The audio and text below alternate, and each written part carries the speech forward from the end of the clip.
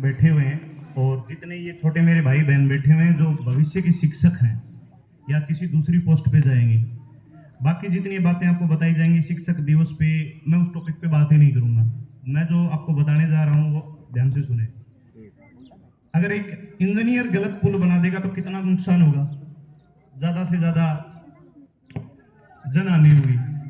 एक गलत डॉक्टर अगर बेईमानी से अगर डिग्री लेगा तो क्या हो जाएगा, वो अपनी पूरी जिंदगी में 100, 200 या 1000 पेशेंट मार देगा, इससे ज्यादा कुछ नहीं होगा। लेकिन ये एक शिक्षक अगर गलत ज्ञान देगा तो पूरी नस्लें खराब कर देगा। और हम जो यहाँ पे सम्मानित शिक्षक बैठे हैं, हम नस्लें बनाने वाले हैं और आगामी नस्लें कैसी होंगी कैसी नहीं होंगी ये हमारे कंधों पर जिम्मेदारी है।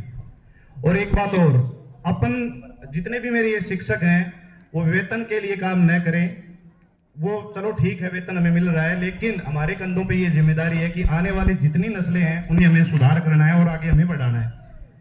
पास्ट को उठा के देख लो, आज तक कितने ऐसे पैसे वाले हुए हैं, आप किसी का नाम नहीं जानते। मैं 2 नाम ऐसे लेना चाहूंगा जो आप अच्छे से उनको जान पाओगे। पहला है चाणक्य, सब जानते हैं, बहुत जबरदस्त शिक्षक रहा है। दूसरा, मैं जिनको अपना आदर्श मानता हूं, श्री कृष्ण भगवान, जिन्होंने क्या किया था, कुछ नहीं किया था, केवल 5 निरक्षर लड़कों को लेकर और उनको जो ज्ञान दिया उसके बाद उसने पूरी की पूरी कौरव सेना को हरा दिया। तो ये क्या है, एक मास्टर है। दूसरी एक बात और बताऊं मैं आपको, उत्थान और पतन जो है वो शिक्षक की गोद में ही पलते हैं। तो भारत के सबसे बड़े scientist doctor APJ Abdul Kalam 12वीं की परीक्षा देते हैं और परीक्षा में वो असफल हो जाते हैं। और उनके मन में, आपके मन में जो विचार आता है उसके मन में भी वही विचार आता है कि अब मेरे जीवन में क्या होगा, अब मैं क्या करूंगा। और देहरादून की जो एनडीए एकेडमी है उसके ऊपर लिखा भी हुआ है, आप इससे ज्यादा बन सकते हैं। यहाँ पे डॉक्टर एपीजे अब्दुल कलाम भी असफल हुए हैं। तब वो अपने शिक्षक के पास जाता है कि अब मेरे जीवन में कुछ बचा ही नहीं, मैं क्या करूं। तब उसके मास्टरों से कहते हैं कि आप इस काम के लिए बने ही नहीं हो, जीवन में आप इससे अच्छे काम के लिए बने हो। तो ध्यान रखना, जब भी जीवन में आप टूटो, जब भी बिखरो, तो ध्यान रखना वहां आप नए बनने जा रहे हो, आप नया कुछ करने जा रहे हो। मैं विज्ञान का मास्टर हूँ, केमिकल रिएक्शंस में पढ़ाता हूँ। तो मैं एक छोटी सी बात बता रहा हूँ कि नाभिक जब भी टूटता है तो उससे एनर्जी बनती है। आपको सबको पता है, न्यूक्लियस जब भी टूटता है उससे एनर्जी बनती है। ये आप पे निर्भर है कि उस एनर्जी को आप पॉजिटिव डायरेक्शन में यूज करोगे कि नेगेटिव डायरेक्शन में यूज करोगे।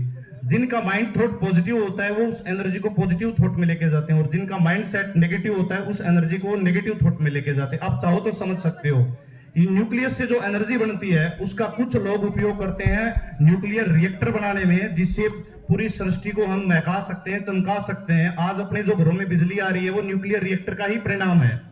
दूसरा, नेगेटिव थॉट वाले जो व्यक्ति हैं उससे परमाणु बम बना सकते हैं जिससे केवल विनाश हो सकता है। उसका एग्जांपल है जापान के 2 शहर हिरोशिमा और नागासाकी, उसे केवल प्रलय हुआ है। तो आपको समझना है कि आप में जो एनर्जी है उसका आप सकारात्मक उपयोग करोगे कि नकारात्मक उपयोग करोगे। तो 2 लाइनें मैं आपको सुनाना चाह रहा हूं, बताना चाह रहा हूं, ध्यान से सुने। हिम्मत का सागर लागो, लहर लहर जयकारा होगा, मन टूटे या एटम टूटे दुनिया में उजियारा होगा।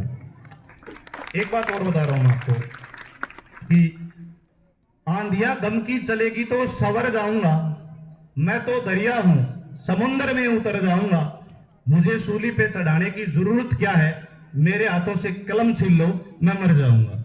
जय हिंद, जय भारत।